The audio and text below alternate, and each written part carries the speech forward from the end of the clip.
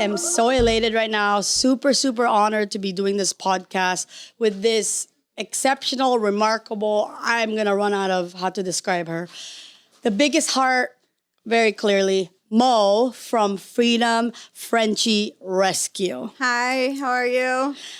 So I'm going to explain the fact that I didn't start loving, this is embarrassing, I didn't start loving dogs until really I had my first Frenchie. Yeah. Because of the way I was raised. I'm from the Philippines. Some of you already know this. And when I was growing up, we had Dobermans and they were guard dogs. Yeah. So dogs were not my thing, right? Not, lovable. You can't love that. Yeah, because I was just scared. I mean, they're scary, but they were meant to be that way, I guess. And to the point, just so you know, I used to go up on tables to hide from chihuahuas. Really? Uh-huh. I almost didn't want to date my now husband because he had a boxer. Really? And then I ended up falling in love with that boxer. Yeah. And then when my mom passed, it was surreal because she took showers with me, followed me everywhere. She laid with me. It's like she knew I was sad. And because I'm new to it, I'm like, Mom, are you in there? Oh my gosh. I was so cute. what's happening? So from Aaliyah, I ended up learning, oh my gosh. And now, thanks to the Bridges, you met Terry, our COO. They have Gunnar, Bella at the time. And I just met them and I fell in love, right? Yeah. And now I have Pierre, Henry, Eloise, and I often walk around and I'm like, dogs are better than humans. We don't even deserve them. Amen to that. Amen to that. So, yeah. And that's why this is so important to me. And I'm going to introduce you to attorney Amara too. She is her whole team's all about not just dogs, but animals in general. But I want you to use this platform so we can get you all the support that you will need as you help these beautiful. And by the way, I had no idea about you or that there was such a thing. So I'm from Chicago and my two boys and I moved here 4 years ago. And I didn't mean to start a Frenchie rescue. It wasn't I would joke around about it in Chicago with my Frenchies, I'm going to have a Frenchie farm one day, And I kept trying to adopt from rescues and I would get denied. So I saw some in California and I started following these pages on Facebook and I was like, come on, kids, let's just go out there. So we went out there and then we went out there again and again and again. And someone was like, you need to get your 501c3. I didn't know what that was. I was like, what's that? So I started doing the research and applied for it and got it. And then it just started escalating. And now the amount that's coming in is astronomical. So it just happened and I'm happy and they're my life and I love them and I'm going to cry because I just love these dogs so much. It's disgusting. I love her so much. I just love her. And you're so needed, right? Because I'll be honest, and this is going to make me, I'm so dumb for this. I didn't know that other stuff happens, right? Because obviously I've gotten my 3 dogs. I didn't know that anyone could just abandon dogs, a Frenchie, because they didn't come out right. I was well, I hear that all the time. So you're not dumb. I want to educate the community also. I want to let people know about the major health issues these dogs have.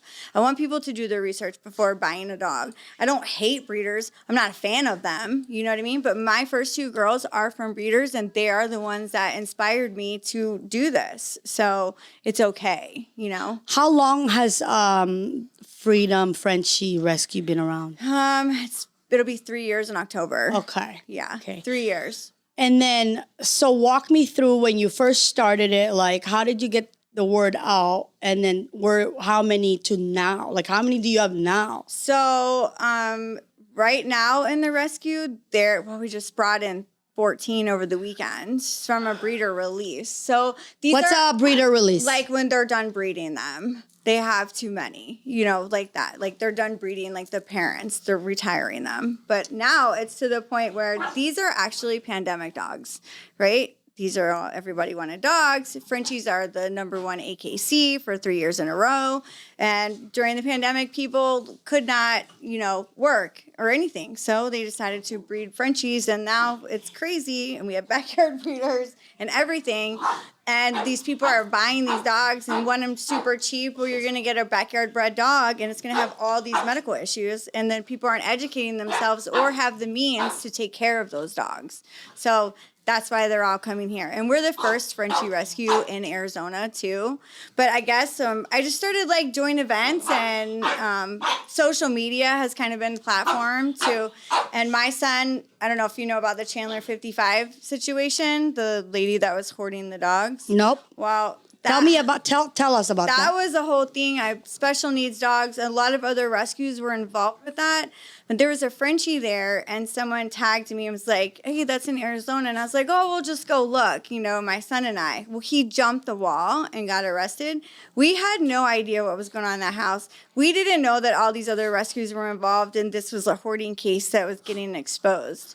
So in the end of all of that, I think that's what helped us a little bit more. But we don't have a lot of followers. We have like 3,000 followers. It's nothing crazy. Yeah, no. Well, you're going to keep going because you're doing such good work, helping with this. But hoarding, how many dogs were there? I think there was Chandler 55. There's 55 dogs. So and did you know about this, Justin? In the freezer and some dead, and there's plumbing in her house, and her mom lived there. But my son and I had how no long ago idea. Was this? What was it? It was October 23, I think. Yeah, Justin and I are going to research that. That's crazy. Were you able to get that? Jerry's law passed, and that is because of that whole case. So, what is Jerry's law? They can't leave dogs outside or chained up, or no water, no food, things like that anymore. They automatically seize the dogs. Mm-hmm. So. And then there's a fine. Yeah, I think there's a fine. I don't know the extent of it. So. We'll look into that too, because it's like, I just saw on Instagram, there was I think California, someone literally threw an American Bulldog, like a puppy. Like, what is wrong with you? Yeah. So, how do like our community support you? And like, in what ways can we participate to do that? Other than obviously, for us, we definitely want to highlight you and get you more support in the community. But what else? Our biggest thing that we need right now is fosters. We need these dogs to have a soft place to land. Like, they need a home. Like, a lot of them don't know. Like, these new ones I brought in from their breeder release, they don't know what dog toys are. They don't know what treats are. They're like bouncing around the yard and all over the place, and you're like trying to get them to listen. They have no idea anything. They're used for breeding. All they're doing right now is trying to hump every single dog that I have in the house. You know what I mean? But everyone's going to get spay and neutered this week. So fosters and funding. Funding is big, especially with Frenchies, because I like the medical cases, and they cost a lot of money to treat. Like, Duke just had a $5,000 ear surgery. I have another one, Cheech. He has to have the same ear surgery. He's next. It's nonstop. When I'm taking 10 dogs this week to get spay and neutered, that's a lot of money. Right. That's the thing. And I wonder, and I'm just asking from, my thought process, thin air.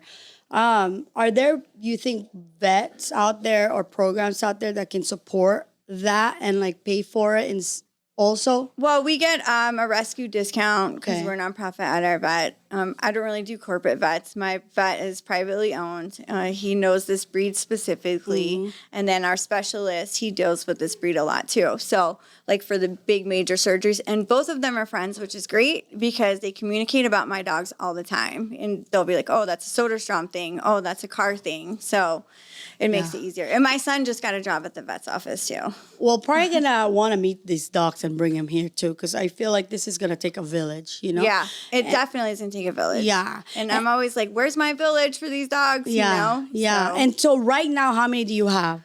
In the total? Rescue, about 45, I would say. Are we allowed to go visit? Something. I don't have, like, some of them are in foster. Right now, I'm, like, looking at different properties. I'm trying to get funding so we can have a sanctuary for them. Mm-hmm. So it would be a lot easier instead of depending on people to open up their homes. But I can't say no to those 14 that just came in because I don't have a place for them to go. Right. So I'm just pleading on social media to foster. We got some foster applications I have to go through this week. Yeah. And that's the part. Those are the things we need to know because we're going to try to get you in front of all of that. Funding, people to help. in any given time when this one that you got, that 14, right? Yeah. So I've never heard of a breeder release. That's new to me. So so I understand. You're telling me when they're done breeding, they just say, here you go? Yeah. So they got in contact with another rescue in Southern California, and they reached out to me because they need some help. There's actually 30 dogs. There's 30 of them. And that other rescue took 5, and I said I was going to take 10, and I was there, and I was like, I'll just take 12.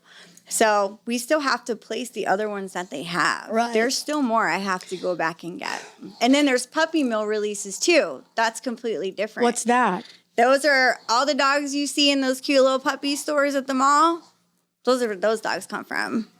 So that I've had a couple of those. The biggest one I had was around Christmas time, and it was 14, same, in the high desert in California. Mo, how many, what's the ethical way or times you can breed? What are you supposed to do versus what you've seen? And breeding? Yeah. Well, I mean, I do have a breeder friend in Chicago, and we communicate all the time. And I do believe in ethical breeding, but most people aren't doing OAF testing or DNA testing or genetic testing. It's expensive, right? So breeders aren't spending the money on that to see if there's any genetic issues between the male and the female before they're breeding. There are some that do, and I'm not here to bash breeders, and I'm not the rescue that's going to be like, oh, they're greeders and whatever. Everyone's greedy in this country, right? So if they're not doing that, I'm not doing this. Well, and also is it too much at this point? Yes, it is way too much. There has to have some laws in place in order to calm it down a little bit, right? And that's not happening. Yeah. Uh-oh. And you're taking, you're taking sheep poop. You're taking them in regardless of the condition. Yeah. So that's the whole thing. I'll take them in. What happened? That's a big one. A poop? I knew they were going to pee and poop in here. I'm going to lose my shit. Yeah, say, hey, mom and dad. That's okay. We bring our dogs here. You're good. I used to get embarrassed when they did that, but now I'm like, this is normal for me. Mo, when you get the pups in, right? These little angels, you said you got 14. So walk me through some of the issues each one has and why they even ended up with you. So the fluffies that I got in seem to be okay. There's 6 fluffy Frenchies. You have fluffy Frenchies right now? 6 fluffy Frenchies that are part of that breeder release. The long hair. They have long hair. And they're a little bit bigger too. So. And she said they have, which I'll lead into my other question later, personality-wise, because she said they're different. Anyways, okay, so they're fine, and then? And then I have a Merrill tricolor. He has the tan eyebrows. He's Merrill color. He came in, he went in foster. And then I have 2 black and tans and a Merrill female. And honestly, I kind of have a feeling that she might be pregnant. So I don't know yet, but she'll go to the vet and we'll find out tomorrow. No, her appointment is Thursday. So we'll find out if she is or not. That's one thing I really don't want to deal with right now because I've had pregnant moms in and it's really hard. It's just really hard to deal with. And tube feeding every 2 hours because you don't know if they're soft palates or cleft babies and stuff like that. But the one guy has the ear infection that's pretty bad. I started him on medications and his one ear is flipped backwards. He's kind of cute. Yeah, I bet. Yeah, it's just a little everything's cute about Frenchies. So. And then I have Blondie who came in, but she wasn't part of that release. She was at San Bernardino shelter. So I just could not leave her there. Mm-hmm. And I'm partnered with them. So I stopped there and grabbed her on my way to get the other ones. So we might go on a road trip with you and go pick more up. In my hippie van. But what are some of the things that you've seen, condition-wise, as to why they're we'll sell these but not these or whatever? Well, I mean, the fluffies, they don't seem to have any issues going on medically with them. The one boy, the black and tan one, he has the ear infection. I can definitely tell, and he has a mass starting to build up, but we can get that down and treat it medically with, medication. The other 2 seem fine. There's nothing wrong. Mm-hmm. So they're just done breeding and that's it. And they want them to go to good homes. They don't want to deal with it. So they call rescues to come in and assist with it. And that's a better option than dumping these beautiful pups just in a garbage bag. If you do that, Yeah. Your karma from that. I mean, swear. there's dogs that are dumped all the time. Blondie's a dump dog. She's dumped. She's Really? Not, yeah. Look at her. She wasn't like taken care of. She was found as a stray. Her shelter paperwork says that on the corner of this corner and this corner. Or, it'll say on the shelter paperwork, like owner surrendered or whatever. We have to stop. Like, you're here and there's other people, like you said. What's like the worst condition you've ever seen or accepted a Frenchie in? Probably cases like Blondie that are covered in mange or paralyzed. Definitely. You've had a paralyzed Yeah, I've had a couple of paralyzed dogs. But they're easy to take care of. You just change their diaper and you express them and you put them in their wheelchair. And they're actually faster than the dogs with 4 legs. So they're like, phew, there's smoke. Do you have one right now? No, I don't have one right now. Okay. I don't have one right now. Yeah. There was one in Indiana that, because we have surrender forms also. Like, people can put in a surrender form if they want to surrender their dog to us. Right now, it's like 5 surrenders a week coming in applications. And all Frenchies. All Frenchies. Yeah. I don't have placement for these dogs. Where am I going to put them? So for me, not that I won't take surrenders, I will, but it's resource guarding. I can't have this dog around my kid anymore. Oh, we're moving. Oh, my wife's having a baby. Oh, the allergies are too much severe and we can't take care of it. Like, those are the reasons that the dogs are being surrendered and paralyzed. I have a very dear friend in Tucson who's a property manager, and she's a beautiful, absolutely beautiful Frenchie. Was just abandoned in the apartment. Really? So, and she took it in. It's her baby now, right? But yeah, the thing is just whatever situation is, please don't just dump them. Like, now you have Mo and we're gonna pretty much, what we want to do is supply all this info to everyone so they know. But, and also, like, I don't know how long it's been, but Frenchies have been the number 1 dog for 3 years. 3 years? 3 years. They just have the best personalities. Yeah, they do. It's like, I don't know how to explain it. I think that if you want to own a Frenchie, you have to have that matching personality. Everyone, like, society made them out to be this cute, cuddly, loving, easygoing dog. They're like on 10. Like, they're like, like Tyke is on 10 all the time. But I'm on 10 all the time. And, when you get a dog, they do end up being like you. Like, if you're chill and laid back, then they're going to be chill and laid back. You know what I mean? But I'm go, go, go, go, go. So my dogs are go, go, go, go, go. Right. But then I have my lazy ones too. Chula the churro. Like, he's just like, bouncing around and in my face, but he wants to go take a nap all day. And I'm telling you, I feel like a lot of people will be so excited to know that you exist at all. Because as far as I know, like, people are like, oh my gosh, I wish I could have a Frenchie. They're just a little too expensive. Right. Anywhere from like 5 to 10 to 15, maybe here and there it's like 2,500, whatever. It's still a lot. Yeah. If you're buying a Frenchie for, I don't know, under $3-4 grand, then I think that it's a backyard breeder. So that dog's definitely going to come with some medical issues in the long run. So be ready to pay those vet bills. So as in general with Frenchies, like, when you talk about like because their breed is different, what are some of the typical like medical conditions you see in Frenchies? Like the common all the time? Yeah. IVDD is one of them. It's an intervertebral disc something. I can't think of off the top of my hand. But it's when they have so there's 2 types of IVDD. There's IVDD1 and IVDD2. IVDD1 is when their vertebrae could be wedged or, just crooked or something like that in their spine. IVDD2 is when their discs it ruptures. So inside your disc of the dog, it's like jelly, like a jelly donut. It'll get hard over time and just rupture. And then that's what causes them to go down in the back and paralyzed. Like, I have Drift right now in my rescue. He's not paralyzed. He can still get up and he runs around on all 4s, but he does drop down in the back quite often. And then eventually.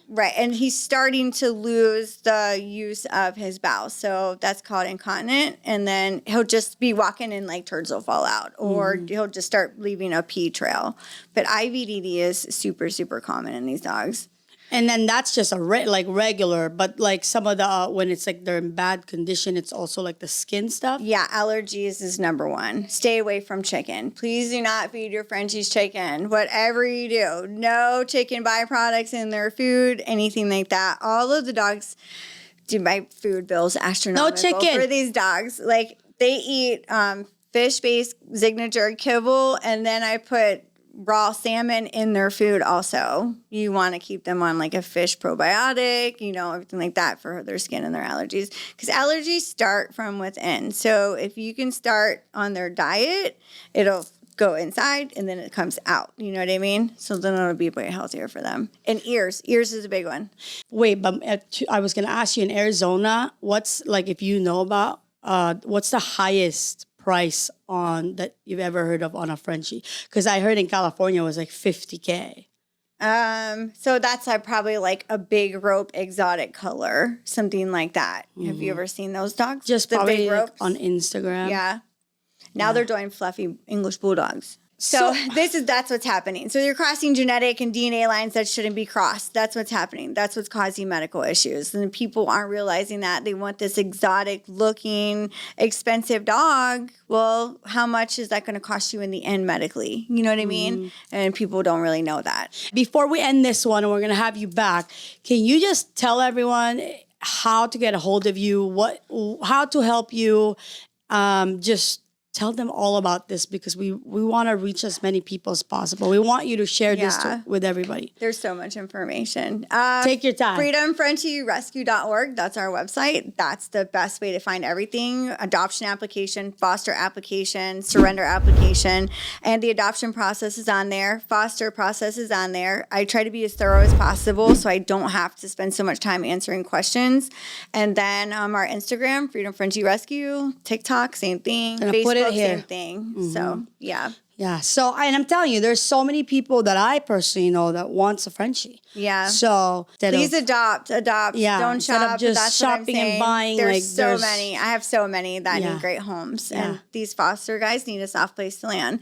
A lot of people don't like that I don't let fosters adopt right away. You have to foster 3 times before you adopt, because then I won't have any fosters. You know what I mean? Right. So that's why I do So that. we're gonna. I want dedicated people. Like, Right. I want you to love this dog. I want you to call me for anything. We cover all supplies, most supplies and all the medical. Like, I pay for all that.